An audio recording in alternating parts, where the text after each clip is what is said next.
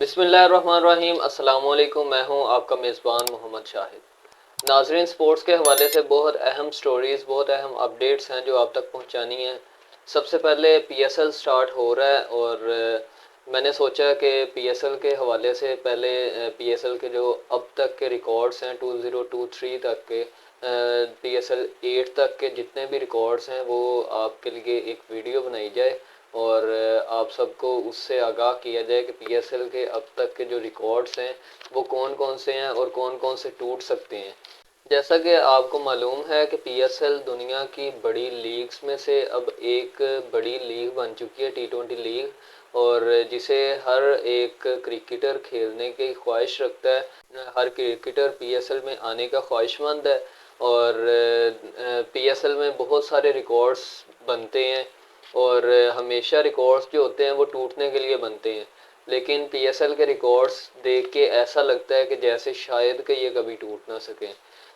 उनमें से मैं चंद एक रिकॉर्ड्स आपके सामने रखता हूँ। सबसे पहले अगर मैं बात करूँ कि कोई भी ऐसी टीम जिसने अपनी मुखालिफ टीम के ख़िलाफ़ हाईएस्ट रन्स, मतलब हाईएस्ट उसने टारगेट क्या दिया अपनी मुखालिफ टीम को, तो उसमें नंबर 1 पे है मुल्तान सुल्तान, जिसने 262 रन्स का हदफ दिया था और 3 विकेटों के नुकसान पर। और दूसरे नंबर पर है कोयटा ग्लैडिएटर्स, जो 253 रन्स इसने बनाए थे और 8 विकेट्स के नुकसान पर।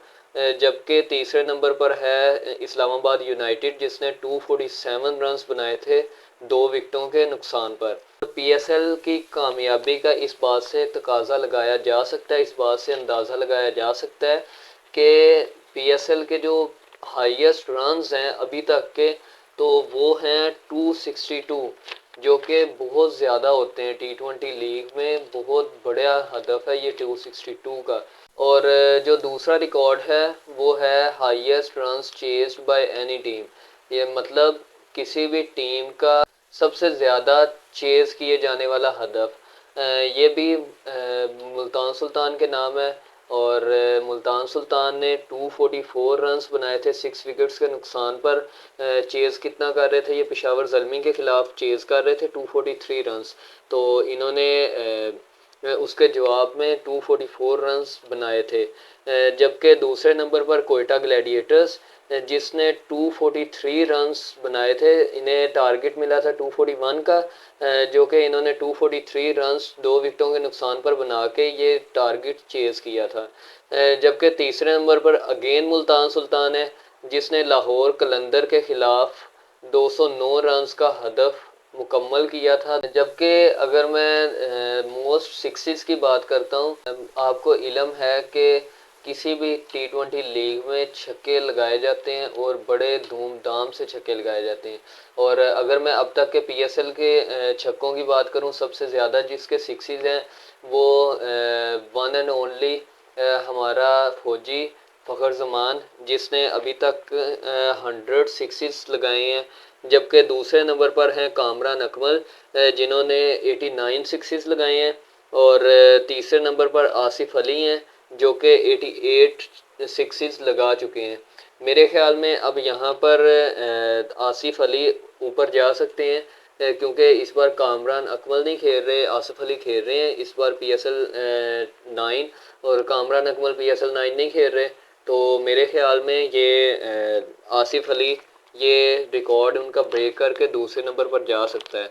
और अगर मैं बॉलर्स की तरफ देखता हूँ तो मुझे वहाब रियाज नंबर 1 पे नज़र आता है, क्योंकि इसने 113 विकेट्स लिए हैं, मतलब 113 विकेटें ली हैं। जबकि दूसरे नंबर पर हसन अली आता है, जिसने अब तक सीज़न 8 तक, पीएसएल के सीज़न 8 तक 94 विकेट्स लिए हैं।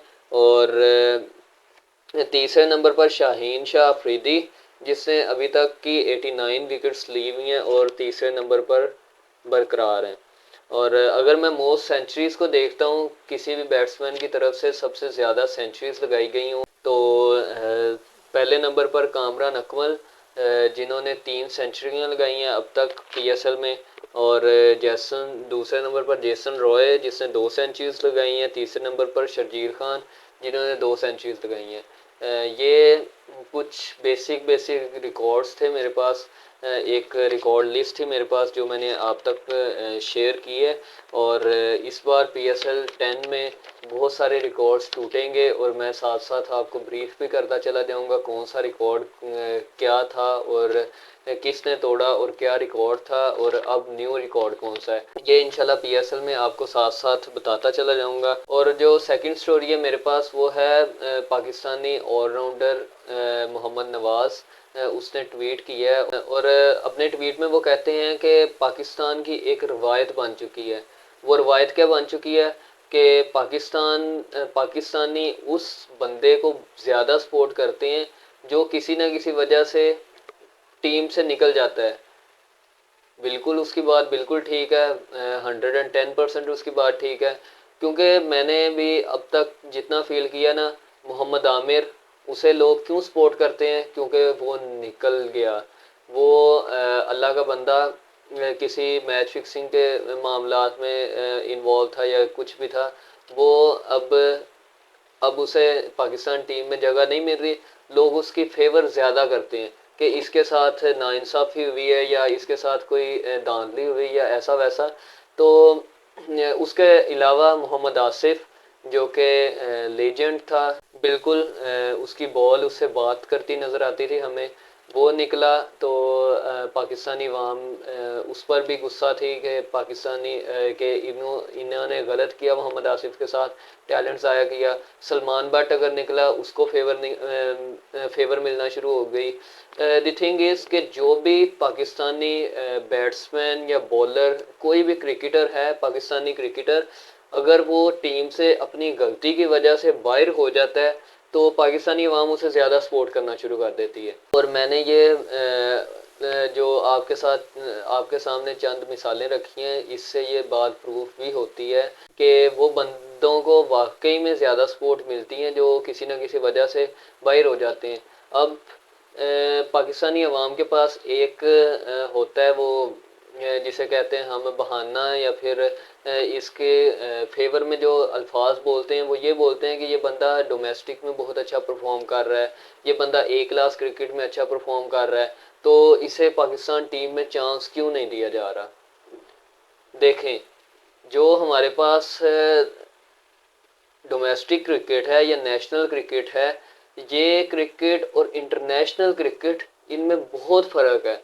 जो हमारे पास डोमेस्टिक क्रिकेट होती है ना, उसमें किसी भी टाइप का बॉलर चल जाता है। मतलब ये कि कोई ऐसा बॉलर जो गुजारा करता हो, हाँ ये हमें ऑलराउंडर के तौर पर मिल गया है, गुजारा करेगा, ये टीम में आ गया, जैसे पाकिस्तानी टीम में हमें देखने को मिलता है। लेकिन अगर हम इंटरनेशनली देखें तो अगर आपकी टीम इंटरनेशनल किसी टीम के साथ खेल रही है, डोमेस्टिक के अलावा किसी टीम के साथ खेल रही है, तो उसे वहाँ पर सही तगड़े बॉलर्स को फेस करना पड़ता है। तगड़े बॉलर्स को फेस करना इतना इजी नहीं होता। तो अपना माइंडसेट खुदारा चेंज करें। और जो मेरे ख्याल में ना, जहाँ तक मेरी सोच जाती है, पाकिस्तानी अवाम को जस्ट पाकिस्तान टीम को सपोर्ट करना चाहिए। उनको हमेशा सपोर्ट करें। हमारे इंडिया है, पड़ोसी मुल्क है, उनकी टीम को जितनी सपोर्ट होती है ना, मैं देख के हैरान होता हूँ कसम से। वहाँ पर विराट कोहली नो डाउट वो भी बहुत स्ट्रगलिंग की है, वो अच्छा बैट्समैन है, उसने दरमियान में स्ट्रगल की और आपने देखा बहुत ज़्यादा स्ट्रगल की। वहाँ पर एक डिफरेंस जो मुझे देखने को मिला वो ये था कि इंडिया की जो अवाम है वो विराट कोहली को उन्होंने कभी भी अकेला नहीं छोड़ा, उसका हमेशा सहारा बने, उसकी हमेशा हिम्मत बने, उसको सपोर्ट करते हैं वो लोग।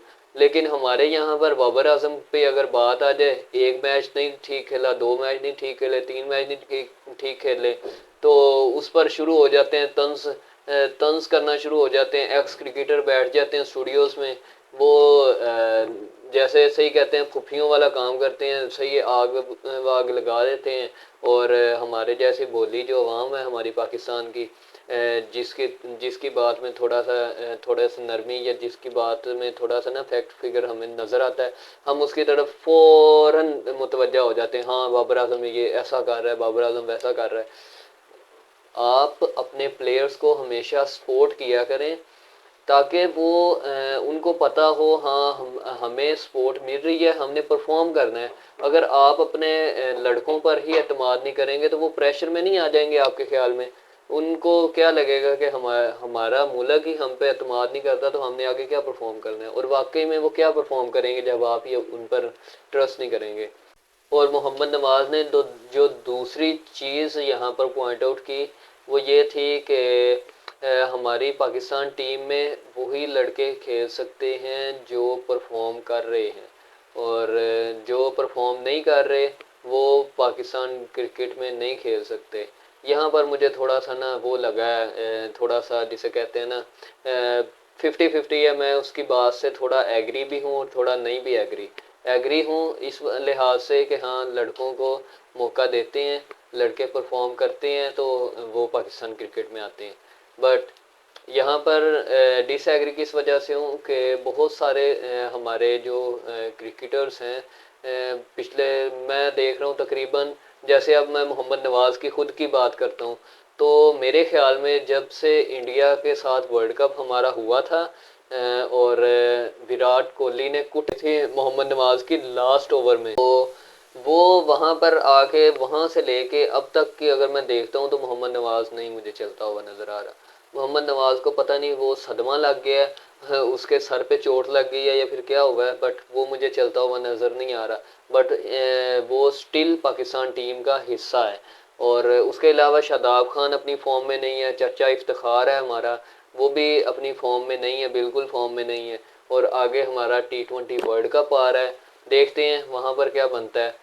मैं मोहम्मद नवाज़ की जो पहली बात थी वहाँ पर तो मैं 10% ज़्यादा ही कुछ एग्री हूँ उनसे, 110% एग्री हूँ, क्योंकि वो उन्होंने बात जो की है वो बड़ी ज़बरदस्त बात की है। बट जो दूसरी बात है वो 50-50 है, क्योंकि जो बंदे हमारे यहाँ पर नहीं परफॉर्म कर रहे वो भी स्टिल टीम का हिस्सा हैं। तो आज के लिए इतना ही, दुआ में याद रखिएगा। अल्लाह हाफिज़।